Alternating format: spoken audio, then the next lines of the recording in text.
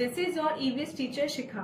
EVS 2 के chapter 18 में हमने पढ़ा वाटर का चैप्टर, जिसमें हमने पढ़ा वाटर हमारी लाइफ के लिए कितना यूजफुल होता है, वाटर की प्रॉपर्टीज क्या क्या होती हैं, वाटर पोल्यूशन क्या होता है और वाटर पोल्यूशन को हम किन वेज के थ्रू रिड्यूस कर सकते हैं।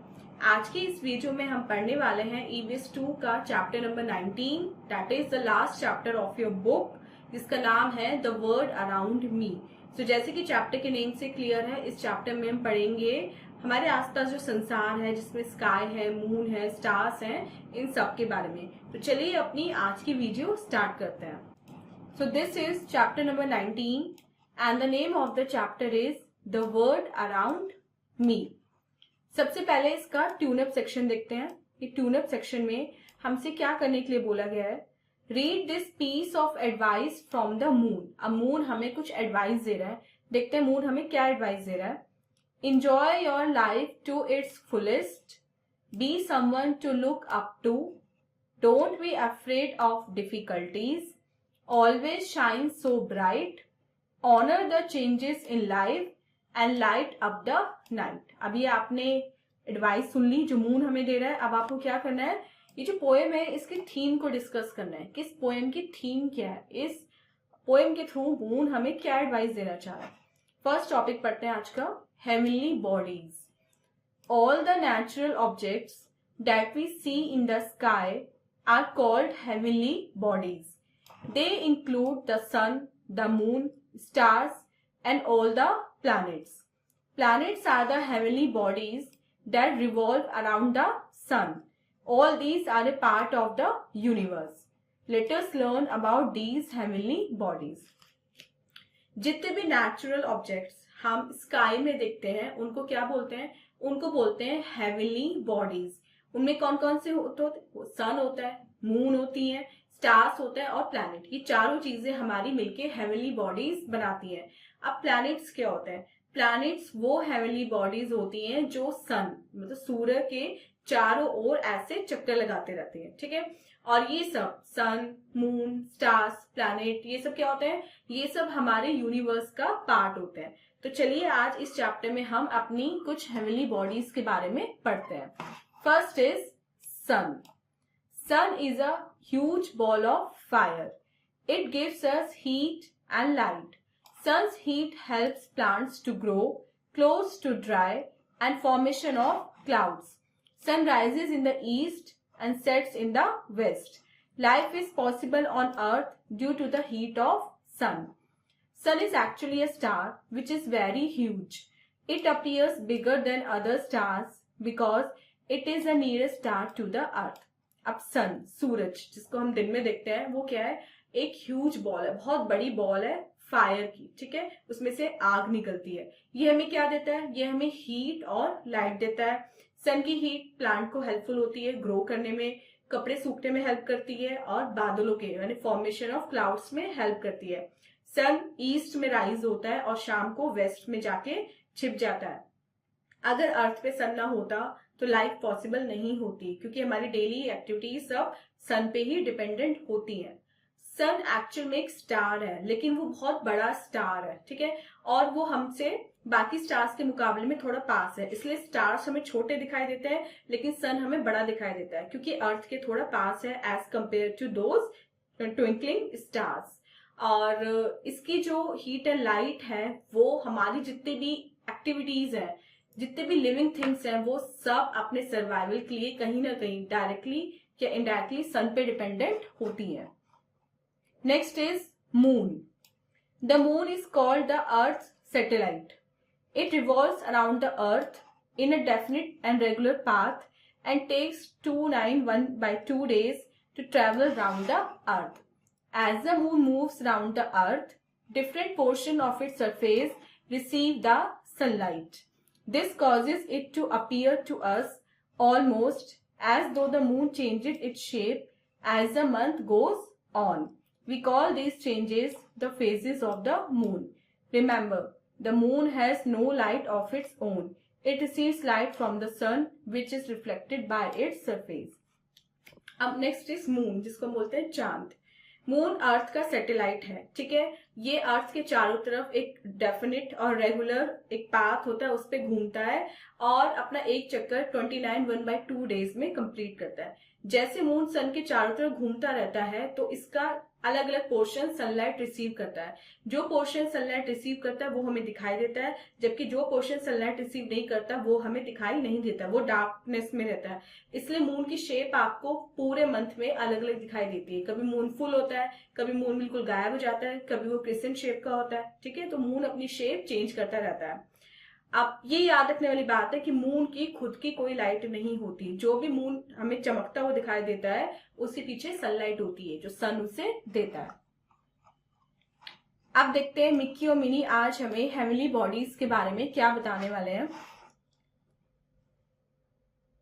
What are you thinking Mickey? Minnie कहती है मिक्की तुम क्या सोच रहे हो? तो कहता है I am wondering if someone lives on the moon just as we do on earth. कि मैं सोच रहा हूं कि क्या कोई मून पे रहता होगा जैसे अर्थ पे हम लोग रहते हैं।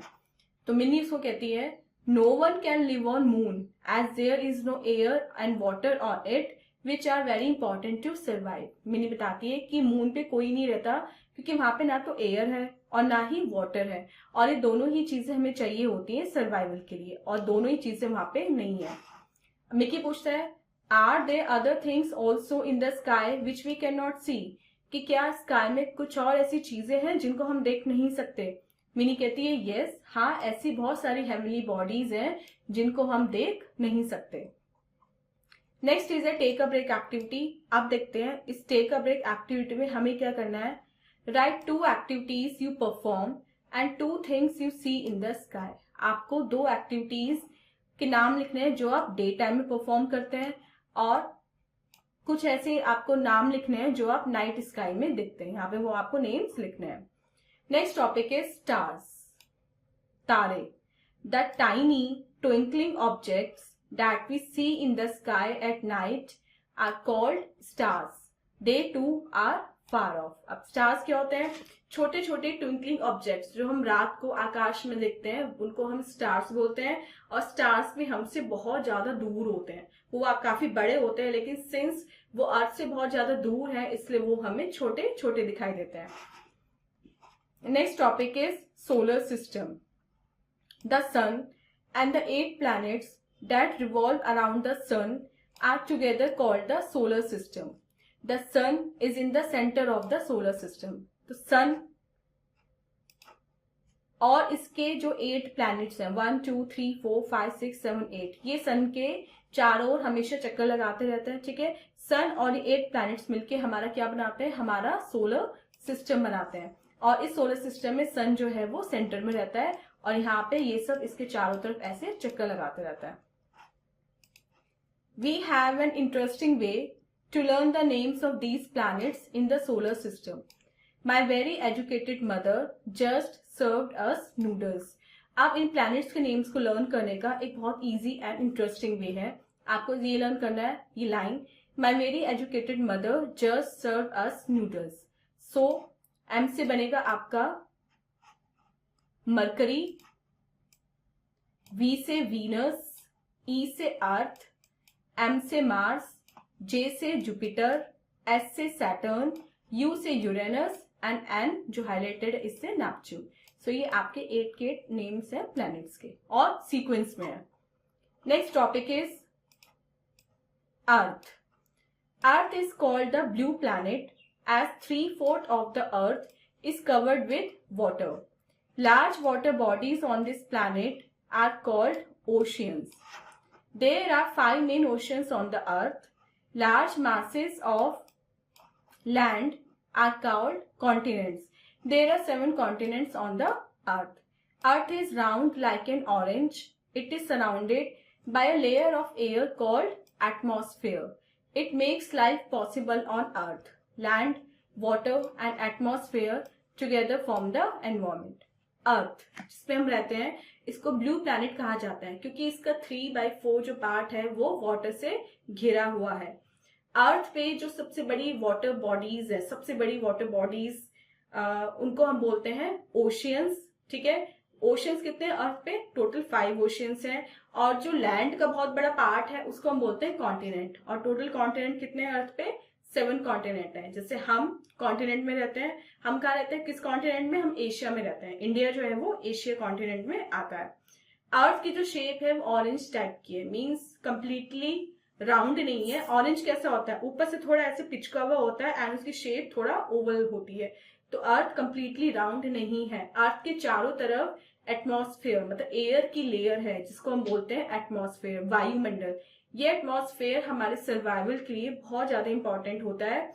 और इसमें कौन कौन से कंपोनेंट्स आते हैं? लैंड आता है, वाटर आता है और एटमॉस्फेयर जो मिलके हमारा एनवायरमेंट बनाता है। Next is globe. ग्लोब क्या होता है? Globe is a model of the earth. It shows all the continents and oceans. Globe earth का एक मॉडल है। ये अर्थ है, इसको हम एक रिप्रेजेंटेशन मानते हैं ग्लोब को। ये सारे कॉन्टिनेंट्स, ओशियंस जो भी होते हैं, कंट्रीज, ये सब हमें ग्लोब पे दिखाई देती हैं। Next is a fun activity. और देखते हैं इस फन एक्टिविटी में हमें क्या करना है। Draw the model of the solar system using A thermocol sheet and different colours. अब आपको एक थर्मोकोल शीट और डिफरेंट कलर्स का यूज करके सोलर सिस्टम का एक मॉडल ड्रॉ करना है। कट 2। अभी फैन ऑन कर दो बेटा, एक पॉइंट पे। हाँ, एक पॉइंट पे बस। एक मैं देख लूं वीडियो? नहीं ना, चल रही है वीडियो, ऑन कर। So students, this was your chapter explanation. I hope आपको सोलर सिस्टम और हेवनली बॉडीज का कॉन्सेप्ट अच्छे से समझ में आ गया है। अब चलते हैं अपने एक्सरसाइज पार्ट की तरफ और देखते हैं एक्सरसाइज पार्ट में हमें क्या सॉल्व करना है। A, put a tick on the correct option. आपको करेक्ट ऑप्शन को टिक करना है। It is a heavenly body. ये एक हेवनली बॉडी है। C option is correct. Second, it is a model of the earth. ये अर्थ का एक मॉडल है, globe. Third, it rises in the east. ये ईस्ट में राइज होता है, sun. Option A is correct. B part देखते हैं। What are the following card. इन फॉलोइंग को हम क्या कह के बुलाते हैं, क्या नाम है इनके? लार्ज वाटर बॉडीज को हम क्या बोलते हैं? इनको हम बोलते हैं oceans. Second, large land masses को हम क्या बोलते हैं? इनको हम बोलते हैं continents.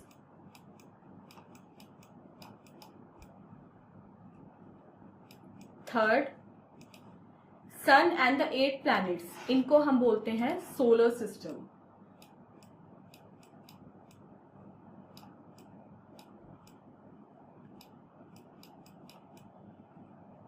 Fourth, model of the earth, ये कहते हैं ग्लोब को।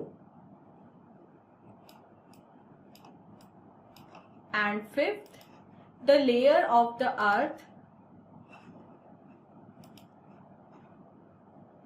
Cut 3, and fifth, the layer of air that surrounds the earth, इसको हम बोलते हैं एटमॉस्फेयर, वातावरण। और जैसे कि हमने चैप्टर में पढ़ा, इसके बिना हमारा सर्वाइवल पॉसिबल नहीं है। So students, this was your exercise part. I hope आपको कंप्लीट चैप्टर अच्छे से समझ में आ गया है। This was our today's video and this was our last video of this book. आज आपकी ईवीएस 2 की बुक यहाँ पे कंप्लीट होती है। अब हम मिलेंगे इससे नेक्स्ट वीडियो में ईवीएस 3 के चैप्टर के साथ। So students, take care, bye bye.